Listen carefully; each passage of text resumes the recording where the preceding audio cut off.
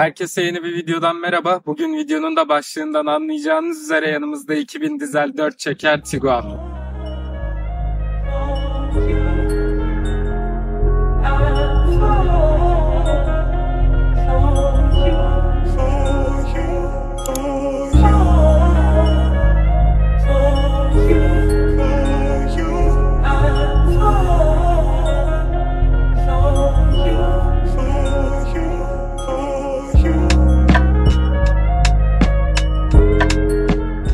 Şu an incelemekte bulunduğumuz araç 2000 dizel 4 çeker bir araç. 7 ileri DSG bir şanzımana sahip. Şu an incelemekte bulunduğumuz Tiguan bu aracın ikinci nesli. Bu aracı satın almak isterken 4 farklı donanımla satın alabiliyorsunuz. Trendline, Comfortline, Highline ve R-Line olarak geliyor. İncelemekte bulunduğumuz araç Highline bir donanıma sahip. Burada LED xenon farlarımız bulunuyor. Krom panjurlarımız burada bize eşlik ediyor. Hemen alt kısımda krom bir çıta eklenmiş. Üst taraftaki kromlarla gayet güzel bir uyum sağlamış. Eğer aracımız Trendline donanıma sahip olsaydı sis farlarımız, krom çıtalar vesaire bulunmayacaktı bu araçta. Aracımız opsiyonel olarak kırmızı bir renge sahip. Lastiklerini anlatacağım şimdi.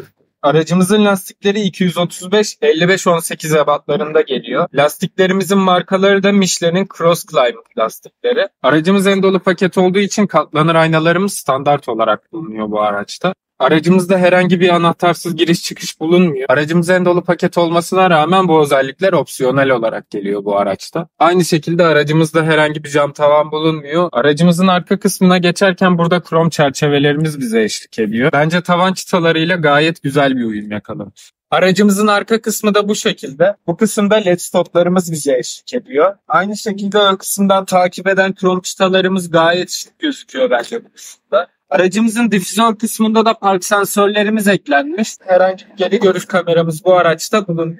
Hemen bu kısımda da 2000 dizel 4 çeker olduğuna dair bir ibaremiz.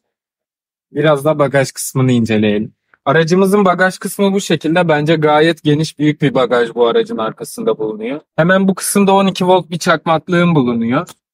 Bu kısımda karşılıklı şekilde konumlandırılmış 2 tane kol bulunuyor. Bu kolları kendime doğru çektiğimde arka koltuklar kolayca yatıp kalkabiliyor.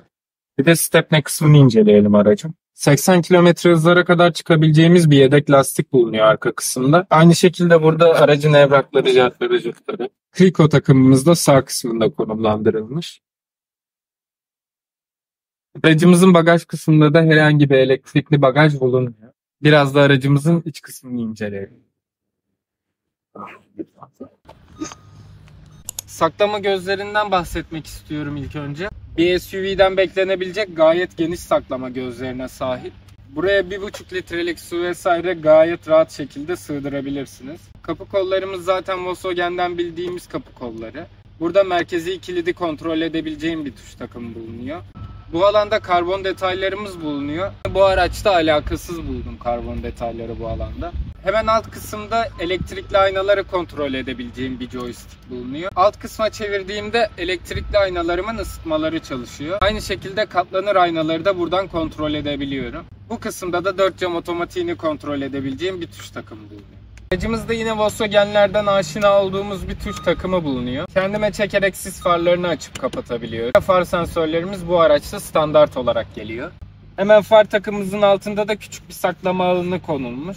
Buraya ruhsat vesaire küçük eşyalarımızı rahatlıkla sığdırabiliriz. Aracımızın koltukları yarı kumaş, yarı alkantara olarak geliyor. İleri, geri, yükseklik ve alçaklık ayarlarım bu araçta manuel olarak ayarlanıyor. Buradaki bel desteğim de manuel şekilde ayarlanıyor. Aracımızın direksiyonu bu şekilde.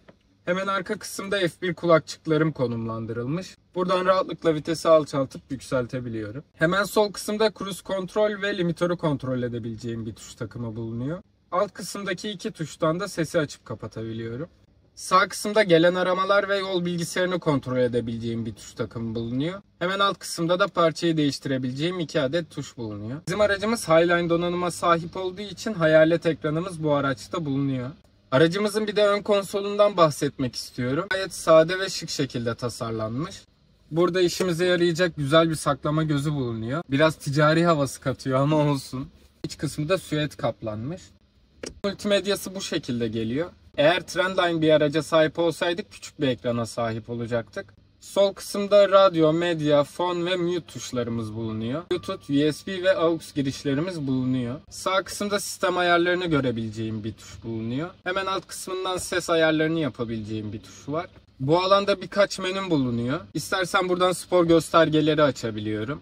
Bu araca lap timer falan koymuşlar ama bence gereksiz olmuş. Aracımızda çift taraflı dijital bir klima bulunuyor. İstersen bu şekilde ekrandan da klimayı kontrol edebiliyorum. Aracımızın bu alanında küçük bir saklama gözü konumlandırılmış. Burada AUX ve USB girişlerimiz bulunuyor. Aynı şekilde 12 volt çakmaklığım da burada konumlandırılmış. Aracımızın vites bölümü de bu şekilde. Genel olarak zaten Volkswagen'lerden aşina olduğumuz bir vites bölümü. Sağ kısımda start stop'u kapatabileceğim bir tuş bulunuyor. Hemen alt kısmında park sensörünü açıp kapatabileceğim bir tuş bulunuyor. Buradan ESP'yi tek tuşla açıp kapatabiliyorum. Hemen üst kısmında da yokuş kalkış desteği ve elektrikli park frenim konumlandırılmış. Bu kısımda da modları seçebileceğim bir joystick bulunuyor. Sağa ve sola çevirerek 4 farklı sürüş moduna erişebiliyorum. Üstüne bastığımda da 4 farklı sürüş modumuz daha geliyor. Eco, Normal, Sport ve Individual olarak 4 profil var. Eco modu zaten bildiğiniz gibi tüketim odaklı bir profil. Normal zaten bildiğiniz gibi normal. Spor modda ufak tefek değişiklikler yapıyor. Direksiyonu biraz sertleşiyor. Gaz ve fren pedallarımın da hassasiyetleri artıyor. Individual'da kendi kişisel isteklerimize göre uyarlayabileceğimiz bir mod. Bu alandan direksiyon, tahrik, dinamik viraj farı ve klimayı kendime göre ayarlayabiliyorum. Joystick'i sağa ve sola çevirerek de ilk önce Offroad Individual'a gelebiliyorum. Bu alan biraz daha kişiselleştirilebilen bir alan. Tahrik, 4 çeker sistemi, yokuş iniş asistanı gibi ayarlarımı kontrol edebileceğim bir ekran. Buradan bir sola çevirdiğimde direkt kendi ayarlarıyla bir offroad modu geliyor. Bir sola çevirdiğimde bahsettiğim gibi normal yol modu. En sol kısımda da karlı alanlar için kullanabileceğim bir sürüş modu bulunuyor. Bu kısmında 2 adet bardaklığım konumlandırılmış. Gayet geniş, büyük bir alan. Aynı şekilde kullanışlı. Burada Volkswagen'in bir küllüğü bulunuyor. İstersen bu şekilde buradan bardaklıkları kapatabiliyorum. Buradaki 2 tuşa bastığımda bardaklıklarım tekrar gün yüzüne çıkıyor. Buradaki 2 tuşa bastığımda tekrar bardaklıklarım çıkıyor. Hemen burada da sürgüsü bulunuyor. Ön kol dayamamız bu şekilde. Bir USB girişi veya 12 volt çakmaklık bulunmuyor. İleri geri ve yükseklik alçaklık ayarları bulunuyor. Aracımızın torpidosu bu şekilde. Bu alanda CD ve SD kart girişlerim bulunuyor. Bu alanda torpido soğutucum konumlandırılmış. Burada bir adet torpido ışığımız bulunuyor. Genişlik vesaire olarak bence gayet yeterli bir torpido. Aynı şekilde amortisör de bulunuyor. Biraz da arka kısmı inceleyelim. Yorulduk. Arka kısmın saklama gözlerinden başlamak istiyorum. Genişlik ve derinlik olarak bence gayet yeterli. Şimdi bir de boy diz mesafesinden bahsetmek istiyorum.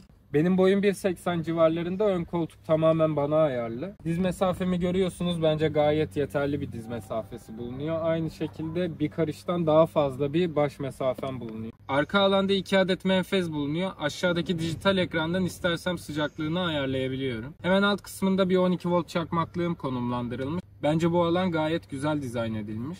Bu alanda bir kol dayamamız mevcut. Burada 2 adet bardaklığım konumlandırılmış. Koltukların arka kısımlarında 2 adet masamız konumlandırılmış. Alt kısmındaki mandalı çekerek rahatlıkla aşağıdan yukarıya kaldırabiliyorum. Bu kısımda da bir adet bardaklığım bulunuyor. Sert bir plastik olduğu için her şey üzerinde kayıyor. Tamam, sen de çok akrobatik hareketlere girme ya. Buradaki ipi çekerek de arka koltukları kolayca yatırabiliyorum. Evet arkadaşlar, biraz da aracın sürüş kısmından bahsetmek istiyorum sizlere. Videonun başında da bahsettiğim gibi 2000 dizel 4 çeker bir araç. Volkswagen'in çokça kullandığı bir motor zaten 2000 dizel. Yakıt verimliliği olarak benim çok sevdiğim bir motor. Gerçekten az yakan. Dizel olduğu için ufak bir sesli çalışması mevcut. Onun haricinde çok fazla eleştirebileceğimiz bir konusu yok zaten. Senin görüşlerin ne abi araç hakkında? Gayet geniş, kalabalık bir aileyi kaldırabilecek bir araç. Motor sesi içeri biraz fazla geliyor ama her güzelinde bir kusur olur.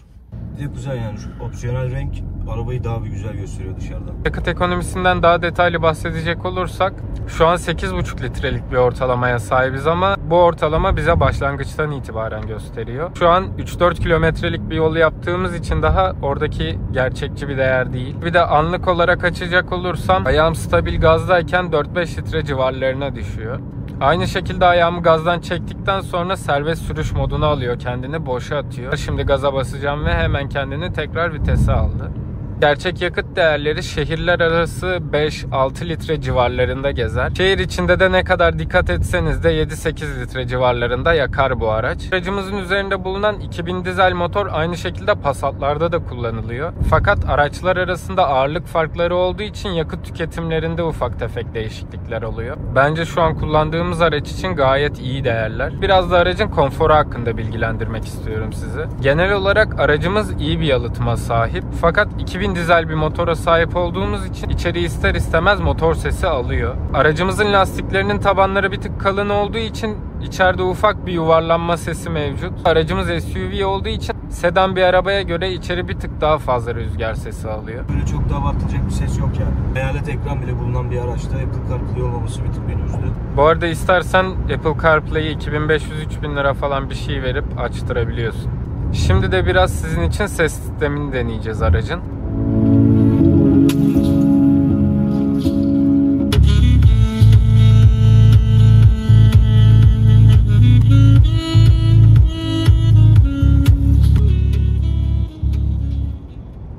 Nasıldı abi sence? Bence çok yetersiz. Bu arabanın piyasası yaklaşık 1.7-1.8 milyon civarlarında. Böyle bir para verip böyle bir ses sistemiyle karşılaşmak istemezdim. Baslar mesela biraz boğuk geliyordu. SUV bir araçta olduğumuz için tavanımız yüksekte ve değişik bir akustik var aracın içinde. Ona göre de ayarlayabilirdi mühendisler. Bu araba 1.7-1.8 milyon lira civarlarında. Sen bu fiyat bandında bu aracı tercih eder miydin? Ben tercih etmezdim. 19 model bir Passat alabilirim. Ama yani o fiyatlara da bu arabayı tercih edene saygı duyuyorum. Şimdi aracı spor moda aldım. Bir de sizler için 0-100 denemesi yapacağız.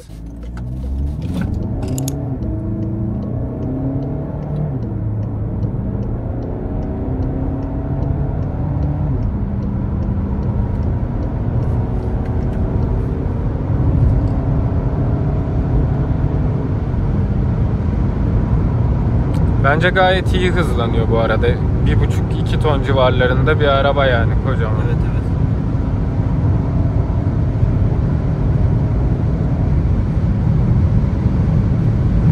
Yakıt tüketimini görüyorsunuz.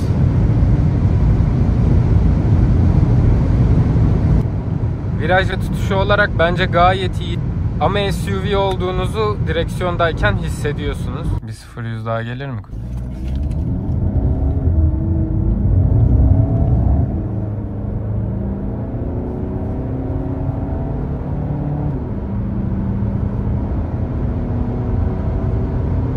Biraz daha iyi mi kalktık daha deminkine göre? Evet.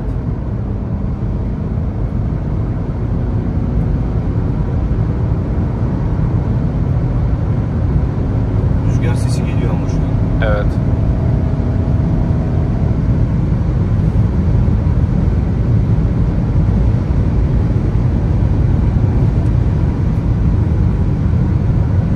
Mesela virajda bir ufak korkuttu beni. SUV olduğu için araç biraz daha ağırlık dengesi yukarıda ya. Sağa sola yatmalarımızda ben bir ufak geriliyorum. Artık yavaş yavaş videonun sonuna doğru yaklaşıyoruz. Videoda beğendiğiniz, beğenmediğiniz kısımları yorum kısmına bırakabilirsiniz. Videomuzu da buraya kadar izlediyseniz like tuşuna basıp abone olmayı unutmayın. Bir sonraki videoda görüşünceye dek kendinize iyi bakın. Hoşça kalın.